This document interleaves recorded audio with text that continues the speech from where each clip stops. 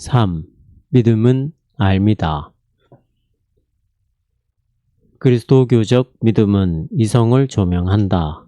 인간은 조명된 이성 안에서 자유롭게 되며 예수 그리스도의 진리 안에서 살아갈 수 있게 되며 그렇게 하여 자신의 고유한 현존재의 의미 그리고 모든 사건의 근거 및 목적의 의미를 확신하게 된다. 아마도 이성이라는 개념의 등장이 여러분의 주의를 끌 것 같다. 그러나 나는 그 개념을 의도적으로 사용하고 있다. 인간 최고의 능력이라는 이성과 학문을 다만 멸시하여라는 구호는 어떤 예언자가 아니라 괴테의 메피스토펠레스가 외친 것이다. 그리스도교 그리고 신학자들이 어떤 열광주의 혹은 신학적 개념에 근거하여 이성의 적대적인 진영으로 이동해야 한다고 주장했을 때 그것은 언제나 잘못한 것이었다. 하나님의 계시와 사역의 총괄 개념인 그리스도교적 교회 위에는 말씀이 있다. 말씀이 육신이 되셨다. 로고스가 인간이 되셨다. 교회의 선포는 말함이며 그것은 어떤 우연적, 자해적 말함이 아니며 카오스적이고 이해될 수 없는 종류의 말함도 아니다. 그 말함은 진리라는 주장과 함께 등장하고 진리로서 거짓에 저항하여 스스로를 관철시킨다. 우리는 이 명확한 입장으로부터 결코 뒤로 밀려서는 안 된다. 교회가 선포해야 하는 말씀은 어떤 잠정적, 2차적 의미에서가 아니라 오히려 그 말씀 자체의 가장 우선적 의미에서 진리에 관계된다. 말씀은 로고스이며 로고스는 그리스어로 누라고 하는 인간적 이성 안에서 자신을 의미로 그리고 인식될 수 있는 진리로 예증하고 계시한다. 그리스도교적 선포의 말씀은 이성에 관계되는데 말씀의 이성에는 인간적 이성이 반영되고 재발견될 수 있다. 교회적 선포와 신학은 잡담도 아니고 자장가도 아니며 그 말한 것이 사실인가, 정말로 그러한가 라는 검증 요청에 굳이 붙잡히지 않아도 되는 어떤 선전 문구도 아니다. 물론 여러분은 이미 어떤 종류의 설교들 혹은 훈계적 강연들에 의해 고통을 겪은 적이 있을 것이다. 그러한 것들은 많은 수식어들과 함께 강조되면서 전해지기는 하지만 그 전해지는 내용이란 위에 단순한 진리 문제, 위에 단순한 진리 질문, 그것이 사실인가, 정말로 그러한가에 의해서도 유지되기 어려운 것들이다. 그러나 그리스도교적 믿음의 사도신경은 알매 근거한다. 사도신경이 공표되고 고백되는 곳에서는 또한 암도 창조될 것이고 또 창조되어야 한다. 그리스도교적 믿음은 비이성적이지 않고 반이성적이지도 않으며 오히려 바르게 이해된다면 이성적이다. 교회는 사도신경을 공표해야 하며 또 설교하고 기쁜 소식을 선포해야 한다는 거대한 요청과 함께 등장한다. 교회는 무엇인가를 인지하였으며 그래서 교회는 인지된 것을 재차 인지되도록 만들고자 한다. 그리스도교적 교의학과 신학의 역사가 앙과 믿음을 분리시켰을 때 그 시대는 언제나 그리스도교적 교회의 불운한 시대가 되었다. 바르게 이해된 믿음은 앙과 동일하며 바르게 이해된 믿음의 행위는 알의 행위다. 믿음은 곧 알미다. 물론 이 사실이 확정되면 이제 보충 설명이 필요하다. 즉 그리스도교적 믿음은 이성의 조명에 관계된다. 그리스도교적 믿음 대상과 관계한다. 그 대상은 사도신경이 말하는 아버지와 아들과 성령이신 하나님이다. 그 대상의 성격, 본질, 그리고 아버지와 아들과 성령이신 하나님의 본성에 이제 다음이 속한다. 그분은 인간적 인식 능력에 근거해서는 인식될 수 없으며 오히려 오직 하나님의 고유하신 자유, 결정, 행동에 근거하여 인지될 수 있고 또 인지되실 것이다. 인간이 자신의 힘에 의해 어떤 자연적 능력, 자신의 오성, 감정의 척도에 따라 인식할 수 있는 것은 극단적인 경우에는 어떤 최고 존재, 어떤 절대적 본질, 이러저러한 철저히 자유롭다는 어떤 권세의 총괄 개념, 모든 사물 위에 있다는 어떤 본질 등과 같은 것일 것이다. 그러한 어떤 절대자 혹은 지구의 본질, 그러한 최종 존재 혹은 가장 심오한 것, 그러한 어떤 물 자체는 하나님과 아무 관계도 없다. 그러한 것은 인간적 사고와 인간적 고안의 직관들과 한계의 가능성에 속한다. 인간은 그러한 존재를 생각할 수는 있지만 그러나 그 생각을 통해 하나님을 사고한 것은 아니다. 하나님께서는 오직 그분께서 그분의 고유하신 자유 안에서 그분 자신이 인지되도록 만드실 때에만 사고될 수 있고 인식될 수 있다. 우리는 하나님 그리고 그분의 본질과 본성에 관하여 나중에 다루게 될 것이다. 그러나 다음 사항은 미리 언급할 필요가 있다.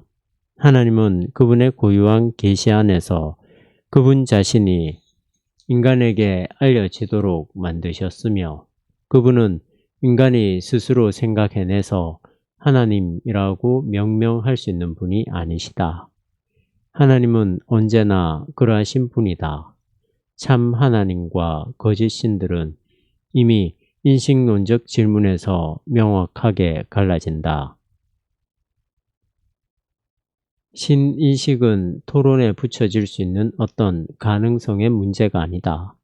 하나님은 모든 현실성의 총괄 개념이며 더 나아가 그분 자신을 우리에게 계시하시는 현실성의 총괄 개념이다. 신인식은 하나님께서 그분 자신과 관련하여 인간이 더 이상 그분을 지나칠 수 없고 흘려 들을 수 없다고 말씀해 주시는 곳에서 발생한다. 그곳에서 인간은 자신이 이끌어온 것이 아닌 한 상황에 놓이는데 그 안에서 그 자신은 도무지 이해될 수 없게 된다. 왜냐하면 그는 다음의 사실 앞에 선 것을 보기 때문이다.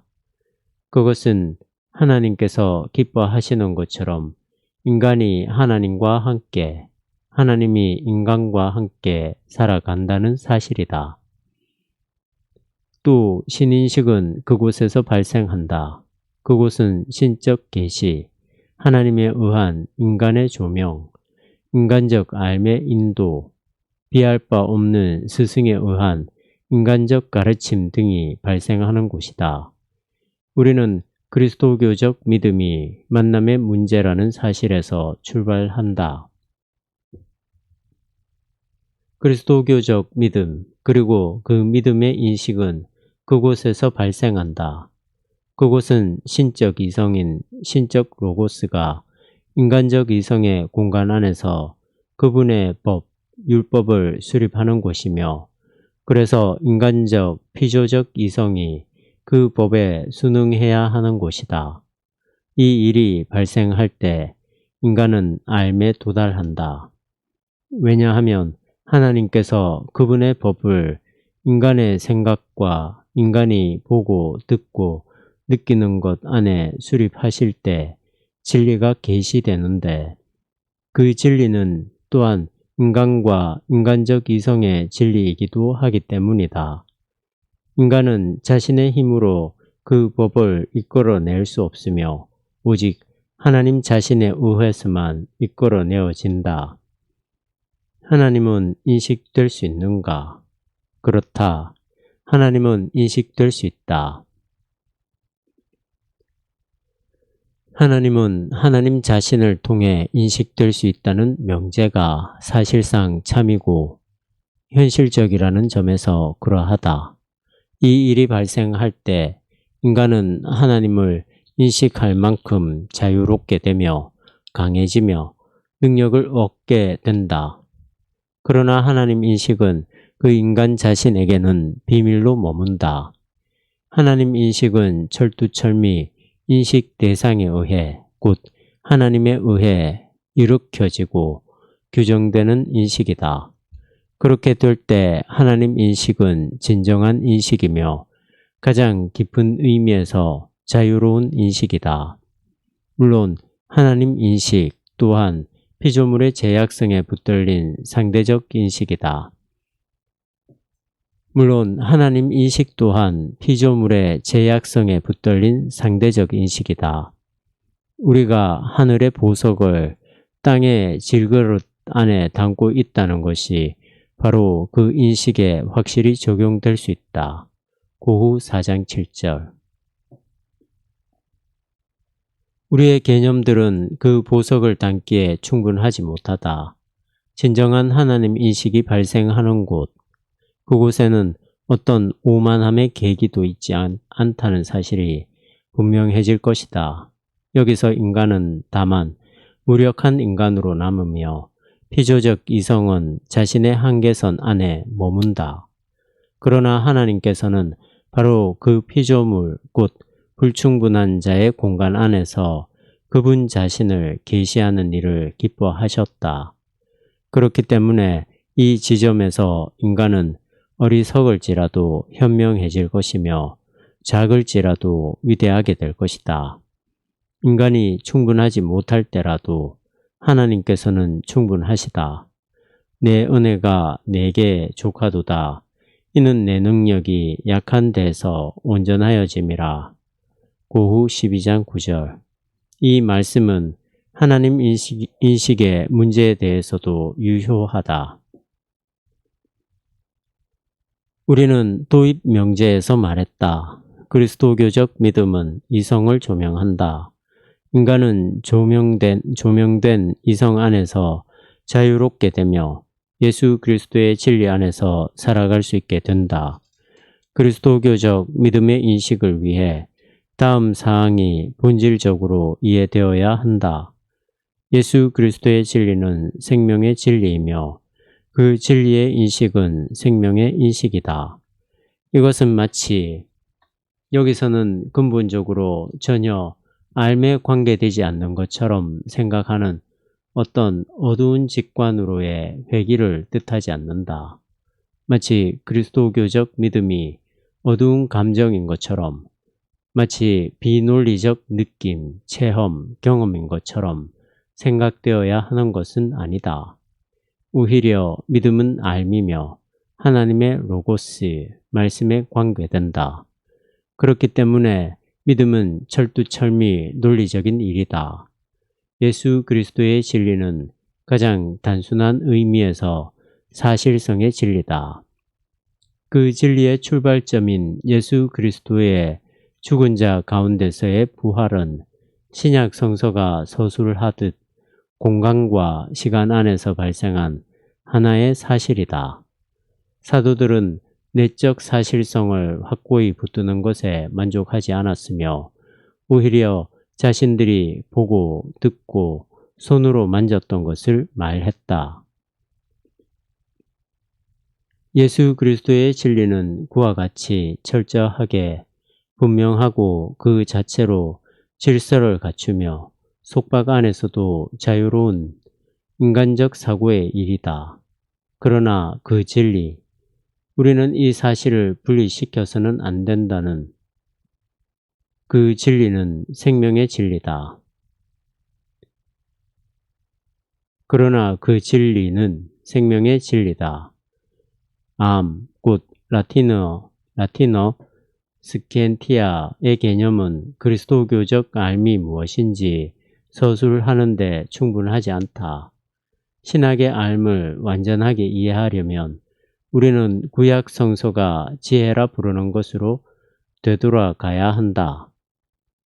지혜는 그리스어로 소피아, 라틴어로는 사피엔티아다.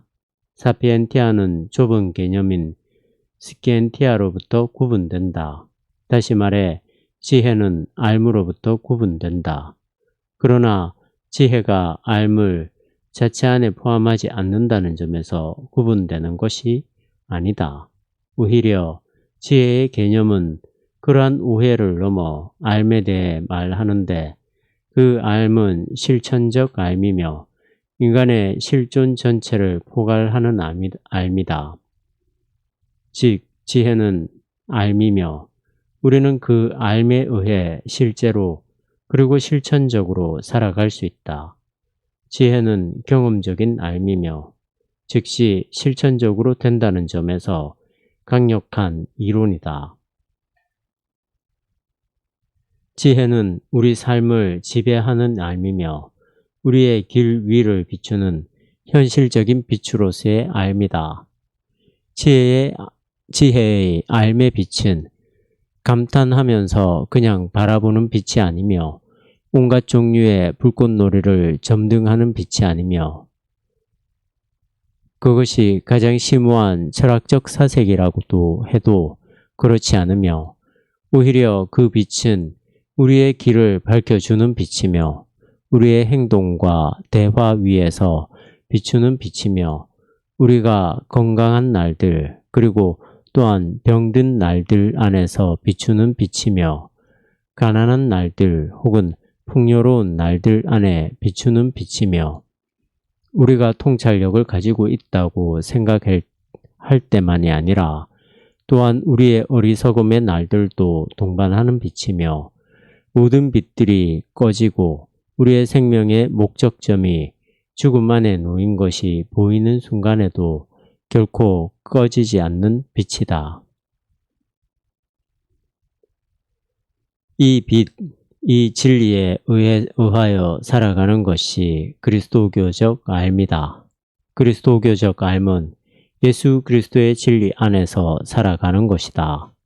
사도행전 17장에 따르면 그 진리의 빛 안에서 우리는 살고 활동하고 존재하며 로마서 11장에 따르면 그 진리의 빛 안에서 우리는 그분으로부터 나와서 그분 안에 있다가 그분에게로 돌아간다.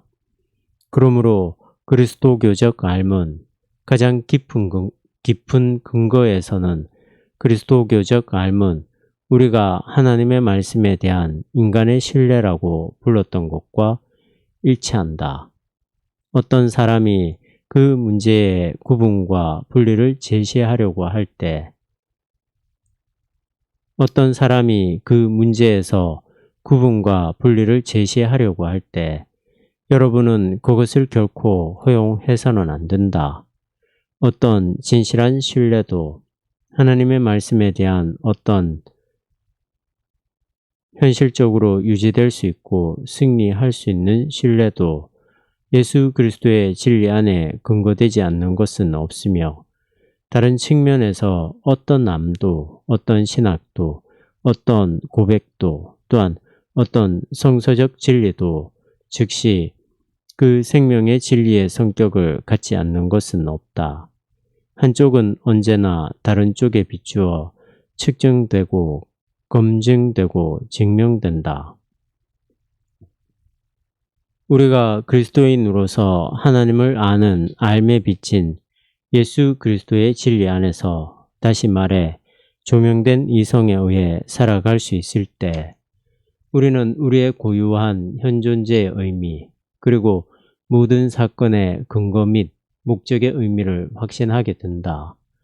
이와 함께 다시 한번 시야의 거대한 확장이 예고된다. 진리 안에 계신 바로 그 대상을 아는 것은 다름이 아니라 만물을 아는 것이며 인간과 자기 자신과 우주와 세계를 아는 것이다. 예수 그리스도의 진리는 다른 것들 중에 하나의 진리가 아니다. 그것은 유일하게 특정한 진리이며 모든 진리들을 창조하는 보편적 진리이며 또한 확실하게 하나님의 진리이며 궁극적 진리로서 제1의 진리다. 왜냐하면 하나님께서는 예수 그리스도 안에서 만물과 우리 모두를 창조하셨기 때문이다. 우리가 알든지 모르든지 상관없이 그분 없이는 존재할 수 없으며 오히려 그분 안에서 존재한다. 우주 전체도 그분 없이는 존재할 수 없으며 오히려 전능하신 말씀이신 그분 안에서 존재하고 그분에 의해 지탱된다. 그분을 인식한다는 것은 모든 것의 인식을 뜻한다. 이 영역에서 영에 의해 감동되고 사로잡히는 것은 모든 진리 가운데로 인도되는 것을 뜻한다. 하나님을 알고 믿는 자는 더 이상 내 삶의 의미가 무엇인가? 라고 묻지 않는다. 오히려 그는 믿기 때문에 이미 그의 삶의 의미를 체험하며 살아간다. 그 의미는 한편으로 각각 한계 안에 있고 실존의 오류 가능성 안에 있으며 죄 안에 있는 그의 피조성과 개체성의 의미다. 그는 죄 가운데 서 있으며 매일 매시간 잘못을 저지른다. 그러나 그의 삶의 의미는 다른 한편으로 그에게 매일 매시간 주어지는 하나님의 도우심의 의미도 갖는다. 하나님께서는 받을 자격이 없는 존재임에도 불구하고 그의 편을 들어주신다. 그는 이러한 전체성 안에서 그에게 주어진 과제를 인식하며 그 과제와 함께 그의 삶의 당위적 전제인 은혜에 근거하여 그에게 선사된 희망을 인식하며 또 저 명예로운 영광을 인식한다. 그 영광은 그에게 약속되어 있고 그는 지금 여기서 이미 비밀리에 비록 조금이지만 그 영광에 의해 둘러싸여 있다. 현실에서 믿는 자는 그의 이러한 현존재의 의미를 고백한다. 그리스도교의 사도신경은 하나님께서 존재하는 모든 것의 근거와 목적이심을 말한다. 우주 전체의 목적과 근거는 예수 그리스도다. 이제 다음에 전대미문의 것이 마땅히 그리고 반드시 감행되어야 한다. 그리스도교적 믿음이 있는 곳에는 하나님을 신뢰하기 때문에 또한 모든 사건 및 사물의 근거와 목적에 대한 가장 친밀한 신뢰가 있으며 그곳에서 인간은 반대하여 말하는 모든 것에도 불구하고 평화 안에서 살아간다. 이 평화는 모든 이성보다 더 높으며 그렇기 때문에 우리의 이성을 조명하는 빛이다.